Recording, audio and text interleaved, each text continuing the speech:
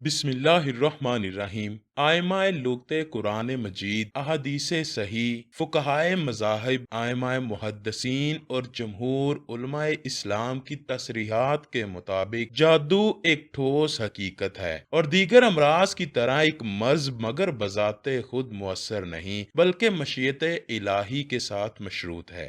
رسول اللہ صلی اللہ علیہ وآلہ وسلم کی دو حیثیتیں تھیں، ایک حیثیت بشریت اور دوسری حیثیت نبوت۔ عوارض بشری بخار وغیرہ کا ذات اقدس صلی اللہ علیہ وآلہ وسلم پر ظاہر ہوتا رہتا تھا۔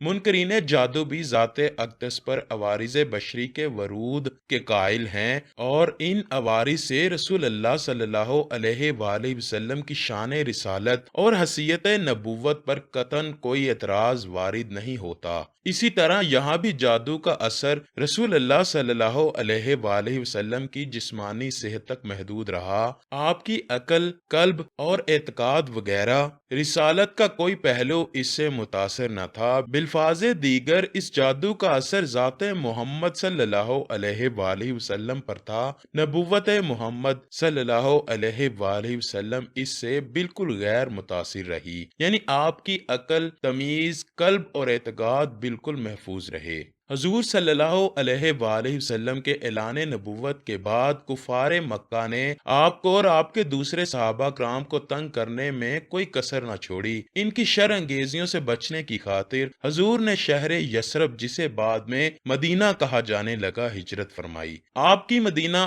آمد سے قبل یہ شہر دو بڑے قبیلوں میں تقسیم تھا، ایک اوس اور دوسرا خزرج۔ یہ دونوں ہی ایک دوسرے کی جانوں کے دشمن تھے۔ ان میں معمولی باتوں پر اکثر جنگیں چھڑتی رہتی جو نسلوں تک چلتی رہتی تھیں، جبکہ اس شہر کا تیسرا حصہ یہودیوں پر مشتمل تھا۔ یہ یہودی یہاں بیٹھ کر عرب کی اکانومی کو کنٹرول کیا کرتے۔ ان کی بقا اور فوائد اس بات سے جڑے تھے کہ عرب کے قبیلے آپس میں ایسے ہی برسرے پیکار رہیں، معاشی ترقی کی طرف راغب نہ ہوں، اور یہودی انہیں جنگی ہتھیار اور آلات مہیا کر کے خوب مالی فوائد حاصل کرتے رہیں۔ یہ سارا نظام بالکل ٹھیک چل رہا تھا کہ آپ صلی اللہ علیہ وآلہ وسلم کی مدینہ آمد ہوئی اور آپ نے اوس اور خزرج نامی قبیلوں کو بائی بائی بنا دیا۔ آپ کی مدینہ آمد کے بعد جنگ کی فضا ختم ہوئی، امن و امان قائم ہوا اور اس شہر کی خوشحالی واپس لوٹ آئی۔ لیکن یہ تمام باتیں اس شہر میں رہنے والے یہودیوں کو ایک آنکھ نہ بھائیں۔ وہ کھلے عام تو اپنی عداوت کا اظہار نہ کر سکتے تھے، چنانچہ وہ پیٹھ پیچھے مسلمانوں کے خلاف سازشیں کرتے رہتے۔ جنگ خندق اس بات کی واضح مثال ہے کہ جب یہودیوں نے مسلمانوں کو مٹانے کی خاطر کوئی کسر نہ چھوڑی، لیکن یہودی اپنی ہر سازش میں ناکام رہے اور مدینہ سے جلا وطن کر دیے گئے۔ جب یہودیوں کی تمام تر کوششیں ناکام ہوئی تو طبقات ابن سعد کے مطابق جب حضور صلی اللہ علیہ وآلہ وسلم حدیبیہ سے واپس مدینہ لوٹے تو مدینہ کے یہودی سردار، جو ظاہری طور پر تو اسلام لا چکے تھے لیکن منافق تھے، بنو زریق قبیلہ کے حلیف ایک آدمی لبید بن عاصم کے پاس آئے۔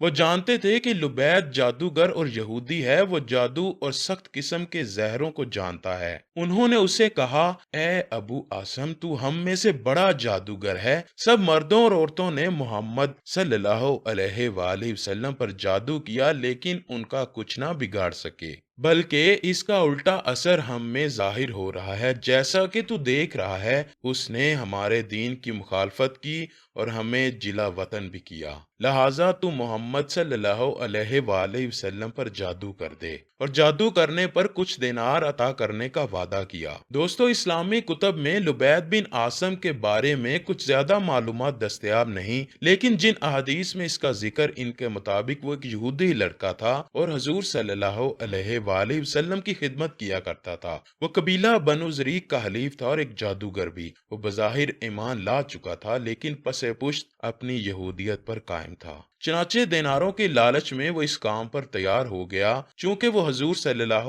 علیہ وآلہ وسلم کے پاس آتا رہتا تھا، اسی لیے حضور صلی اللہ علیہ وآلہ وسلم کی استعمال شدہ کنگھی اور گرے ہوئے بال جمع کرنا اس کے لیے کچھ زیادہ مشکل نہ رہا۔ اس نے ان چیزوں کی بدولت آپ صلی اللہ علیہ وآلہ وسلم پر جادو جیسے گھنونے عمل کی جسارت کی۔ کچھ روایات کے مطابق جادو کے اس عمل میں لبید کی بہنیں بھی شامل تھیں جو جادوگری میں لبید سے بھی زیادہ ماہر تھیں۔ آہستہ آہستہ اس جادو کا اثر ظاہر ہونا شروع ہوا۔ آپ صلی اللہ علیہ وآلہ وسلم کو یوں محسوس ہوتا کہ آپ اپنی ازواج کے پاس گئے، حالانکہ آپ ان کے پاس نہیں گئے ہوتے تھے، اور اس جادو سے آپ کی بصارت بھی متاثر ہوئی۔ جبکہ دوسری روایت میں ہے کہ آپ صلی اللہ علیہ وآلہ وسلم جادو کے اثر سے بیمار ہوئے اور ازواج مطہرات کے پاس جانا چھوڑ دیا۔ جادو کے یہ تمام اثرات صرف اور صرف جسمانی نوعیت کے تھے۔ آپ صلی اللہ علیہ وآلہ وسلم کے دل و دماغ اور سوجھ بوجھ پر اس کا کوئی اثر نہ پڑا، اور آپ دعوت و تبلیغ بحسن خوبی انجام دیتے رہے۔ حضرت عائشہ رضی اللہ تعالی عنہا سے روایت ہے کہ آپ اس تکلیف میں 6 ماہ تک مبتلا رہے۔ آپ کو کمزوری لاحق ہوتی جا رہی تھی، لیکن اسباب معلوم نہ ہو رہے تھے۔ بخاری شریف کی ایک حدیث کے مطابق آپ صلی اللہ